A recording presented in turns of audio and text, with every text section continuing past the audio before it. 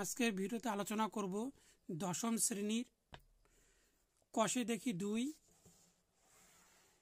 দুই থেকে আলোচনা করব 13 নম্বর প্রশ্নটি, যে প্রশ্নটি পরীক্ষার জন্য খুবই গুরুত্বপূর্ণ।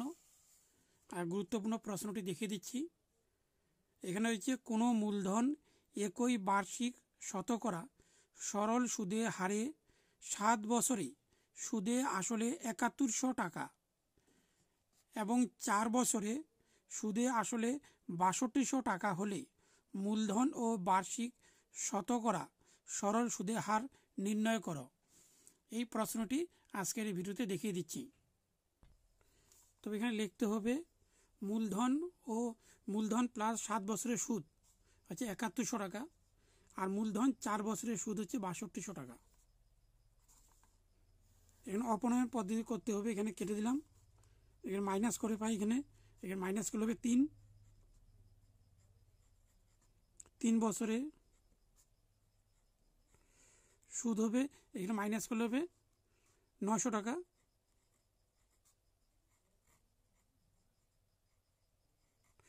টাকা।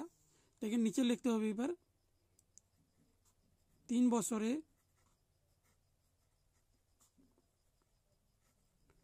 সুদ হচ্ছে 900 টাকা। তাহলে 1 বছরে সুদ এখানে হবে 900/3, এই যে 3টি নিচে আসবে। তাই এখানে 7 বছর দিয়ে বের করি, তাহলে 7 বছর হচ্ছে 900 × 7 আর নিচে হচ্ছে 3, এর কাটলে হবে 300, তাহলে 300 =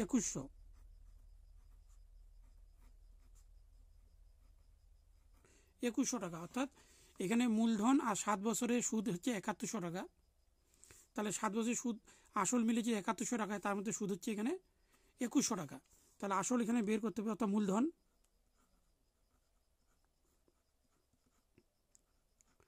মূলধন হবে এর সঙ্গে হচ্ছে 7100, অর্থাৎ 7100 সঙ্গে 2100 মাইনাস করতে হবে। তার মাইনাস করলে এখানে হবে 5000 টাকা, অর্থাৎ 7100 থেকে 2100 বাদ দিলে তার মূলধন হচ্ছে 5000 টাকা। তারপরে হচ্ছে সুদের হার বের করতে হবে। এখানে আসল লিখতে হবে পি, আসল মানে পি ধরতে হবে। এখানে হচ্ছে 5000 টাকা। আর ইন্টারেস্ট, এখানে ইন্টারেস্ট হচ্ছে টোটাল হচ্ছে 2100 টাকা। এবার সময়টি বের করতে হবে। সময় হচ্ছে 7 বছর, তাহলে এখানে লিখতে হবে 7 বছর।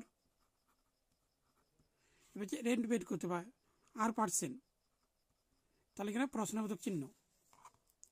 তাহলে R ইকুয়াল এখানে হবে সূত্রটি হচ্ছে I × 100 আর নিচে হবে PT। তাহলে হচ্ছে এখানে I হচ্ছে 2100, এখানে 2100 লিখতে হবে × 100, আর P হচ্ছে এখানে 5000, আর T হচ্ছে এখানে 7। তাহলে কেটে দিই, এখানে 2টি শূন্য, এখানে 2টি শূন্য কেটে দিলাম, এখানে 1টি শূন্য, এখানে 1টি শূন্য কেটে দিলাম। থাকলে এখানে 210, তাহলে এখানে 3 × 7 = 21, 30 হচ্ছে এখানে, আর 5 × 6 = 30, তাহলে হচ্ছে এখানে 6%। সুতরাং এখানে লিখতে হবে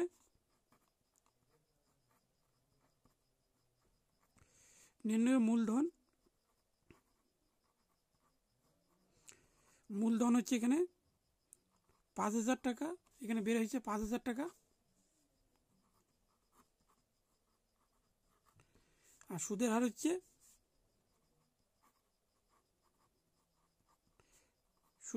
এখানে 6%।